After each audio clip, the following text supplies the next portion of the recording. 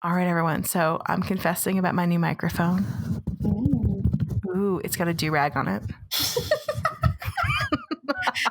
You really need to be watching this on YouTube. If you're listening, just make a mental note to come back to YouTube and watch this. It literally has a do-rag on it. I'm using the same microphone I've always used, but I have an arm now. I'm very excited about it. Don't you feel like a super podcaster because you have a podcast arm? I kind of do. I kind of do. I kind of feel like a superhero, and I have a do-rag on my microphone, and I feel like I've been doing this now for a while, but now I'm legit. Yeah. No, you have an arm. And now everyone who sees your Instagram stories is going to know that you're a real podcaster. That's how I feel every time I do something and my microphone's in the back. Yeah. So I want to tell everybody, if you're not using something called camelcamel.com, camelcamel.com, they're not sponsoring us. They're a place that you can put in anything that you're looking for on Amazon, and it will tell you when the price goes up and down. And I apparently have had the arm on mine for like 4 years or something, and it dropped down to like $3. And so I ordered it. I think I paid like 20 something for it. And it's the same one. Yeah. And I was like, I'm not paying any more money for my podcast. That's just not happening. But when I went down to like $3, I was like, okay, I'm going to get this arm. And so now I have this fancy arm, and I feel like I feel so legitimate. You have made it. We have made it. The show has made it. So episode 82, which is one before this, is the first time I used it. But, I feel I'm pretty special. So I'm going to touch it a little bit, and you're going to get some ASMR work.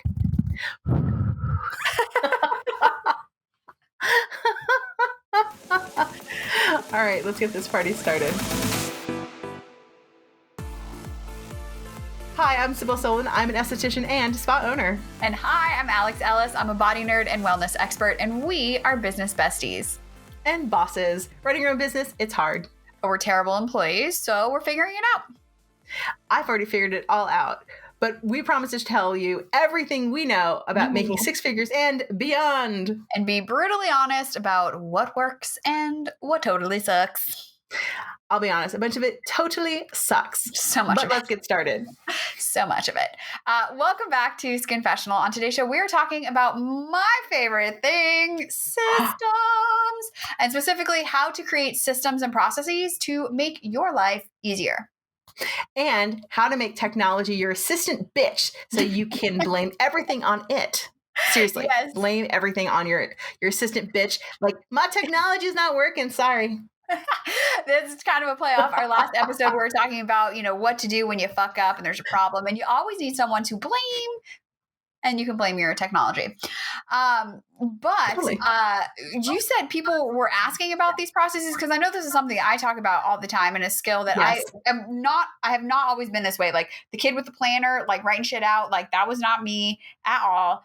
But it is now. So there is hope for everyone. Yes, absolutely. So I've gotten, within the last probably 2 weeks, I've had a bunch of people say, hey, can you talk to me about what Alex is talking about when she says SOPs, or how does she create these these processes? Like, what exactly is this about? And I'm just like, yeah, because she'll just throw out these ideas that, we should have a process for that. Like, how does that come up? And I'm like, that's a really good point, because Alex is a superstar when it comes to creating processes. And I know, we forget sometimes that when we're really good at something, it just seems simple. Mm-hmm. It's just so easy. Mm-hmm. For Alex, processes are simple. For all of us who are sitting out there, they're not sometimes so easy.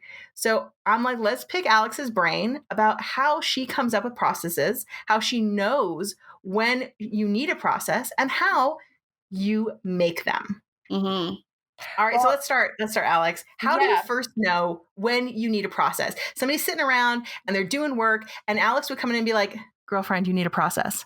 You already need a process right now, period. So I'm trying to think of how this kind of started. At first, for me, it was a way to get organized, and just to have, if I do the same thing every single time, that is less I have to think about in the moment, which then frees up my brain's processing power for other things that actually matter.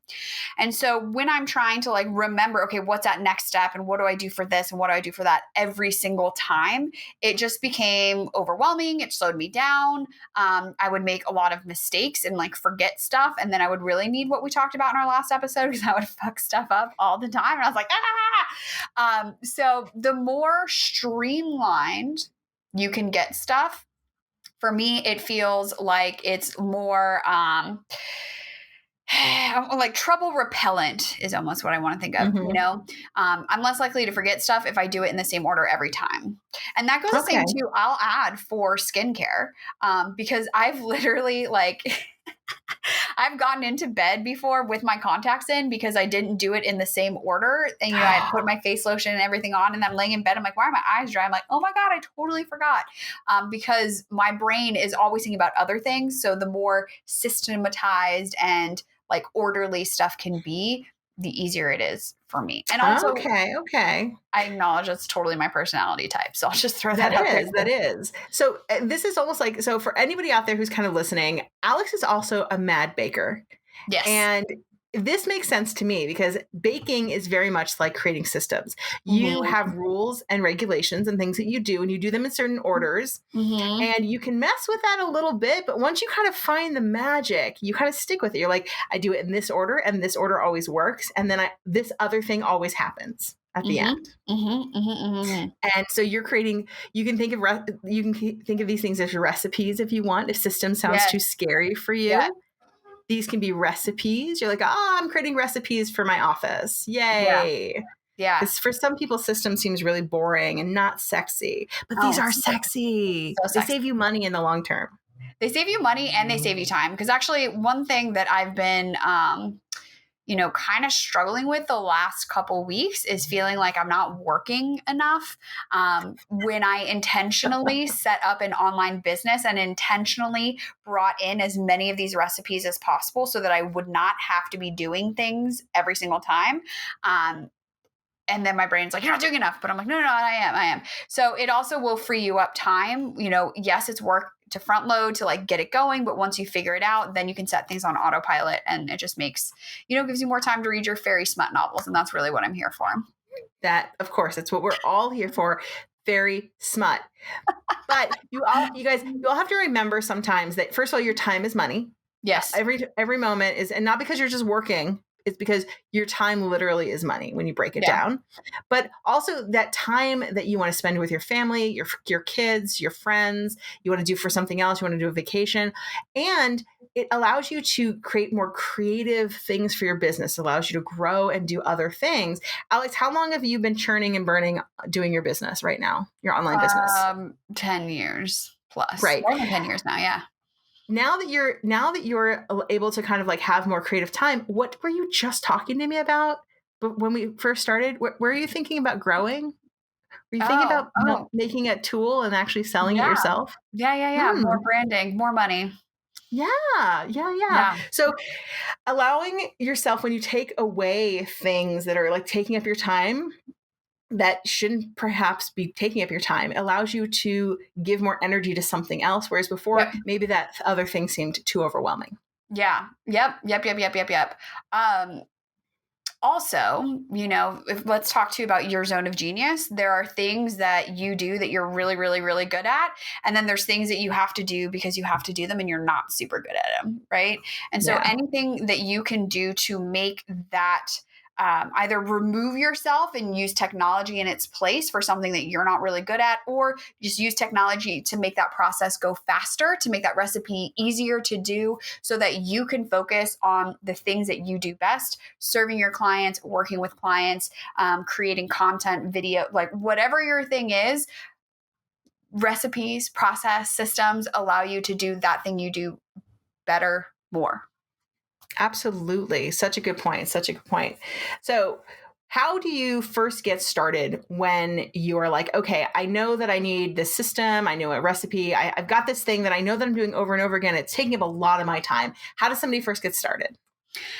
Usually for me, it comes around like I have this problem that I need to solve because I'm spending a lot of time doing something that I don't want to do or something that I have to do, but it's just taking up a lot of time. Again, like I mentioned, of being worried about missing steps or like screwing something up or forgetting something. So that fear of failure always really drives my decision to like set up some systems. But definitely starting with like, what is the problem here that I need to solve? Is it that I don't have enough time to do this? It's taking too much time. This isn't really what I want to be doing, but it has to be done. Or, this is just like, I don't want to be doing this anymore. How can I outsource it as much as possible? Now, if it's like a skill that requires your hands, like we've always talked to you about like packing orders. I got a stack of orders I have to pack here. And one way I streamlined it so that it takes less time for me because like, to be honest, like I could have somebody else packing the orders. I really could. And I haven't quite leveled up the system enough to like have it be offsite yet. It's coming. It's definitely coming. So in the meantime, I'm doing it. So what can I do to make it as mistake proof as possible, as fast as possible, so that I can finish and be done and then go on and do the things that I want to do? So oftentimes that problem can be solved with technology. If you're doing something on your website, go check out like whatever software you're using, Shopify, Squarespace, even Square. If you're just using Square to like run your credit cards, they'll usually have what's called integrations. And what that means is that software has the ability to talk to this other software. Right. So for shipping, I literally was cutting and pasting addresses from the order into the label printing stuff, right? Ooh. I know. And I was like, well, I don't want it to be messed up. And you guys, I did this literally a month ago. Okay. So I don't want you to think that like I got it all figured out. A month ago, I realized that my shipping software integrates with my website. And it took 2 clicks, clickety click, log in, good to go. And now the orders just show up in the shipping software and I click a button and the label is bought. Like that's it. Woo. So check out your integrations with your softwares to see if things are already talking to one another. What do you have any integrations you use like with your booking? Yeah, so I do. I have an integration. So I use Shopify, and Shopify will automatically ship through there, but I actually use something different, and mine does integrate with that as well. So I use Shippo.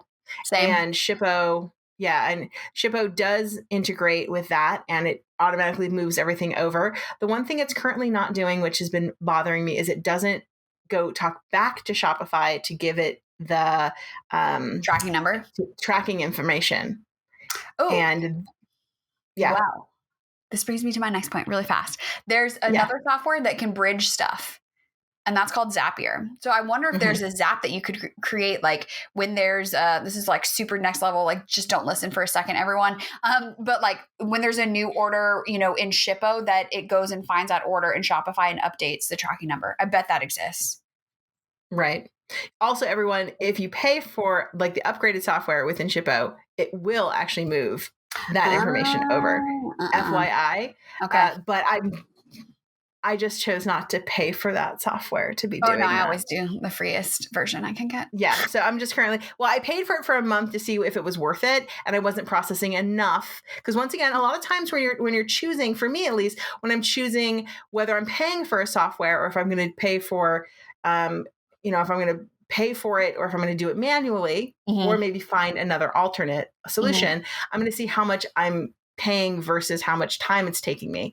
Yes. The amount of time it was taking me was like 5 minutes. Right. So it wasn't worth paying the $20 a month for the 5 minutes it was taking me just to copy and paste the tracking information into the emails to the client. Yeah, for sure. For sure. But yeah, totally Zaps could do that. No problem. Yeah. Another thing. We all love Zaps. We all love them. I love my Zaps. I do. There's one that's not working because of Facebook, but like F Facebook. So another thing that's super helpful when you have a process, like especially if you're feeling overwhelmed by this recipe, I really loved your baking analogy as well, because like I don't bake from memory. Like even my most favorite recipe in the whole world, this really, really delicious 1-pot fudgy brownies. They're so good. That recipe is up on my fridge and I look at it every time I need to do something. So if you're feeling overwhelmed with like all the stuff that's going on in your head, pull out a piece of paper, grab your gel pen, and like write it out, like step by step, what needs to happen. Because the benefit of this is it helps you to get organized. Right. You can also see, oh, wait, I'm doing this to that. Like, had I written out the shipping system process that I was doing where I was cutting and pasting, like a year ago, I would have been like, I bet you there's a way for them to talk to one another that doesn't involve me doing this. And sometimes it's an extra paid feature and you may not want to do it. Other times it's free and you're just being lazy, Alex. Right. And you absolutely. So, and these are all choices, and understand that you can write out the process, know what it is, and know that maybe at this moment in your business, you're not going to pay for it, but knowing that you can, and you have that option as you scale up, that you can, and you will. Yes. The other benefit too of writing it out is that you now have an SOP. What a standard operating procedure. It's literally all it is. It's if you've written out a list of like this happens in this step and this step and this step, you have done it. And then the benefit of having that written out is if you decide to hire somebody else to do this job, now they have their recipe from start to finish, how to do it as well. And so that may be another way too, to help you kind of wrap your brain around it is like, okay, if I were going to hire an assistant or an intern to do this job and they were starting tomorrow and I need to give them everything in writing, like what would I write down? And then write that out, because that's also going to help you through the writing process and help you figure out where are the gaps that I need to solve. And even just in like the process of training them, right? You are creating a process. And there yeah, go ahead. I'm also going to state as somebody who I didn't sell my business, but if you are selling your business or if you ever want it valued, one of the things they're going to ask for is every one of your SOPs. They're going to say, what are all your SOPs? Because they're going to want that binder of SOPs to give to the person who's purchasing your business. So having them sooner rather than later is important. Okay, continue. Yeah. And also, I mean, especially like admin stuff, I think there's a lot of things that we do that we insist that we have to do when it wouldn't be that expensive to hire somebody else remotely to do it for you. So if there's something that doesn't physically need somebody in your office, like I have a virtual assistant who's based in Russia, who writes, puts together a weekly newsletter for me. Is this something I could do myself? Yes. But what I pay her is worth every penny because she is prompt where I am not. And then it gets done. And it's something that's important to me that gets done. So, there's different places where you can find virtual assistants for super inexpensive. It is a lot less expensive than you think. And as far as like your output may be greatly increased from being able to offload those things that you're not really great at or you're not really interested in so that you can focus on what really matters. We have an entire episode on it. So we've talked about this before. We've talked about it before. It's also, I think, an important thing to talk about when you are writing it out. Do you actually sit down and say, okay, this is literally what I do, each tiny step? Like, what do you stick in that document? What's important to kind of stick in that document? Yeah. I mean, I do write every single step so that I can hand it off to somebody, right? And they could do it. That's like what I'm thinking about. Because also I've hired people who didn't work out. And then I just took that same SOP and handed it to somebody else. And then they were able to make it happen. So the level of detail needs to be enough so that you don't have to be involved, basically. Okay. I mean, and literally I include things, especially again, fully virtual here. Here's the link. I don't put passwords and stuff in there, you guys. It's 2021. Have a password keeper, please, for the love of all things holy. But here's the link and here's what you need to do. And here's where you need to go and yada, yada, yada, yada, yada, like all that kind of stuff. All right. Okay. So if you are training somebody up to kind of use this document and you've passed it off to them and they're using it, how do you know that they're using it correctly? Is there something that you do to track them? Ooh, that's a really great thing. Often for me at least, with like your recipe, your process, your SOP or whatever, the end goal is that this job is done or this thing is produced, or this is, whatever. And so figuring out, has it been done correctly? Yes or not? You literally can just look at the recipe, have all these steps happen, right? Is it what I want it to be? And if that answer is no, did the cake come out correctly? Yeah. Then you go back. Okay, maybe I didn't whip the butter and the sugar together long enough. Let me do it a little bit longer, right? Do I need to update a line? Do I need to communicate to this person? Again, if you're hiring somebody and say, this didn't work out, or is this just not the right person for the job? That could be another bit too. But as far as technology, if you're using technology to do the thing, it's very when it's like an easy bake oven. I put the thing in. Does the thing I want to come out on the other side? And if that answer is no, then you go back and see what's going on. And to be honest, depending on what you're doing, I mean, you could probably hire someone to set up your SOPs, but I think that it's really important. Well, and that's what I would say. So for example, I know that for me, I hate bookkeeping. I just hate it. I could literally set up all of my own bookkeeping, but I hate doing it, and therefore I don't want to. So I've hired somebody to actually set up all of my SOPs for bookkeeping this year. And it's been great because for this year, every month we get together and she's like, okay, so this is the SOP that we worked on this month, and this is how you're going to do it for life. And it's now set up and it's all together. And I know that it's set up properly. It's done correctly for just my business. All the questions that I have are taken care of. And if I have questions in the future, I can go back to them and say, I am now, although I paid you a ton of money to initially set up, I can go back to you with any questions that I might have in the future, and I can pay you per hour for the question to answer these questions. Yeah. I mean, honestly, never underestimate the value of hiring a professional to help you with something. I invested in a bookkeeping coach. So I'm still doing my bookkeeping myself. But to exactly like you're saying, to have someone to be like, hey, how should I do this? What we're actually talking about and all of that. What's the best way to do this? And actually a pop-up just came through, office hours with Courtney happening in 1 hour. It's worth every single penny. And every honestly, penny. I wish I had. Yeah, especially if things that you aren't 100% sure of, or that you don't like to do, that you kind of pawn off. So another thing that I know that I've worked on having SOP since knowing Alex is my inventory. I am terrible. And I know you all listening out there maybe are not the best at your inventory either. I am terrible at my inventory. So I have set up essentially inventory management that works on, okay, I sit down, the inventory reports automatically run. I've set up things that automatically run my inventory. It runs a report. It then saves that report into a file. And then I get a reminder saying, Sybil, look at your inventory. Make sure your inventory is accurate. At the end of the month, I look at it at the end of the month. And I check it all off. I get rid of anything that needs to be discarded because it's now, its due date is now gone. And then I also just really double check to make sure if I need to place any orders. And this is how I've started to run my inventory. Whereas before, if you asked me what my inventory was like, I'd be like, I don't know. When I look at my shelf and go, I think I'm out of some crap. Somebody ordered something and I'm out of it. I best order that.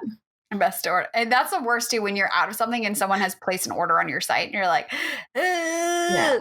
So being on top of extra hard right now because of COVID. Some things are just discontinued really quickly, or they're back ordered forever. And so I have to keep extra kind of care of what's been going on. Some things I'm drop shipping. And so I'll be like, okay, well, I need to know that product's being drop shipped and that product's an affiliate link. And so it's everybody out there, your inventory has gotten a little more complicated than even it used to be for us. Yeah. So running those inventory numbers are really important. And for your taxing, you really need to be paying attention to all this for your taxes. Inventory has become really complicated. Yeah. You also reminded me of, we're talking really high level about these recipes and processes and all that stuff. It could be as simple as writing down. And I started this with my money. I was missing bills.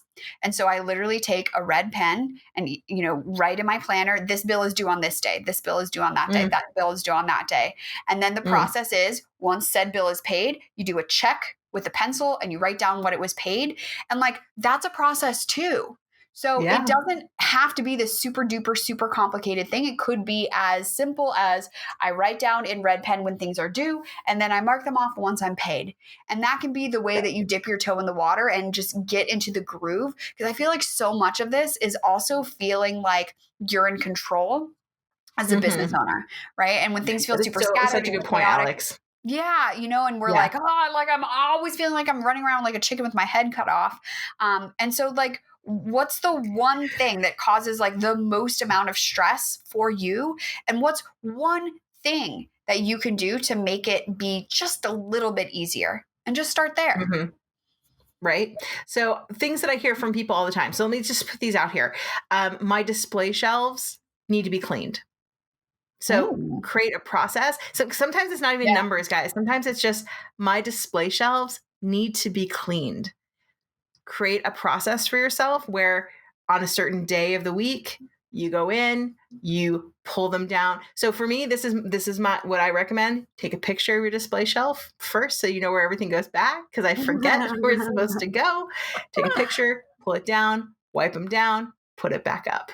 Yep. Done. Hire somebody to come do it if you hate it. That's what I used to do, because I hate cleaning display shelves. Yep. But something as simple as that even. Right? What other processes do I hear about all the time that are not just like number-based processes? We have, I have ones all the time where, writing in people, getting chart notes down. Right. Chart notes are the worst. Alex, do you do chart notes? Essentially, do you do chart notes at all for your clients? Yes, but also a lot of the people I meet with, it's like a one-off or something like that. Right. But yeah. So chart notes, creating chart notes for your clientele, building that into the time of your day and creating those chart notes. That's an important thing to create, whether you're doing them physically or you're doing them digitally. And I don't care which one, creating the time of the day and actually doing them. That is a process. Alex, any recommendations on creating chart note processes? Yeah, I think, so again, we started with this in the conversation of like, how can I make it so easy so that I'm not making mistakes? So I would do it either at the beginning of the day when you're fresh or at the end of the day, although I feel like you might be super tired, but you're going to remember stuff a little bit better. But get into the habit of doing it at the same time every single day, non-negotiable. It has to happen.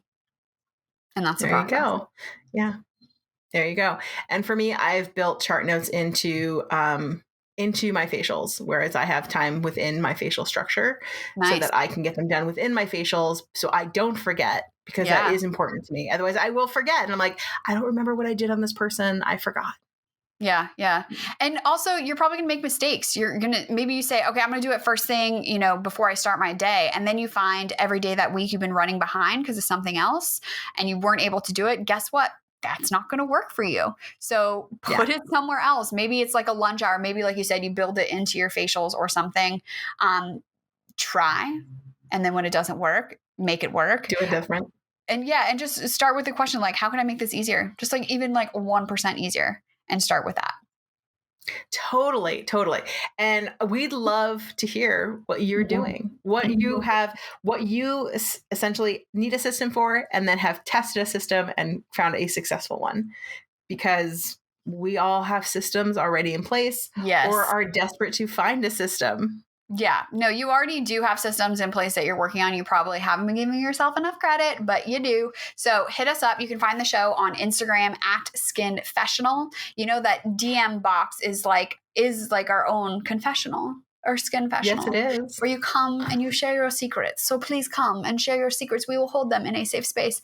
Or you can find Sybil at Your Skin Fitness Expert. You can find me at Hala for Mala. And honestly, you guys, if you have questions about any of this stuff, like, I'm very nice. Please feel free to reach out. I'd be more than happy to help you brainstorm a process. I love it. Absolutely. It's like problem solving. It's my favorite. It is. And then you can also... she's a superstar. She's a superstar at systems. You will argue with her about them and then later be like, she's absolutely right. The feeling is mutual, I promise you. Or you can leave us a voice memo, message, mail. I'm not sure, in our box. It's like, who uses voicemail anymore? I don't check that. estheticians still use voicemail. I get voicemails and I hear you guys and I appreciate them. So we old school. I hear you. I love it. All right. The phone number for that is 818-473-5277. Nice. So until next week, keep your secrets to yourself. Unless you're telling us. Okay, bye. Okay, bye.